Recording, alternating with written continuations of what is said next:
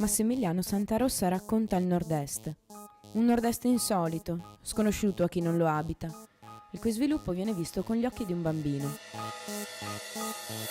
Venivo da 3 libri duri, difficili, dove raccontavo un certo tipo di mia generazione, che era quella persa, distrutta, schiacciata dall'eroina, dall'alcol, dalle case popolari, da un certo tipo di sviluppo economico del nord-est, dalla periferia, dei palazzoni.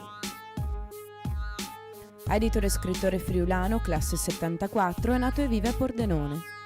Protagonista della rinascita letteraria del Nord-Est, ha pubblicato vari libri di successo. L'ultimo è Cosa succede in città, edito da Dalai Edizioni.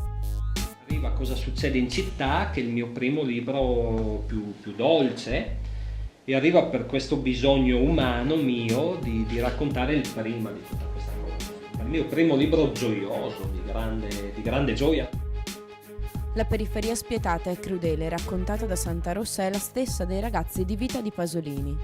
È la strada, dove si impara a crescere, ma anche a perdere le persone che si amano.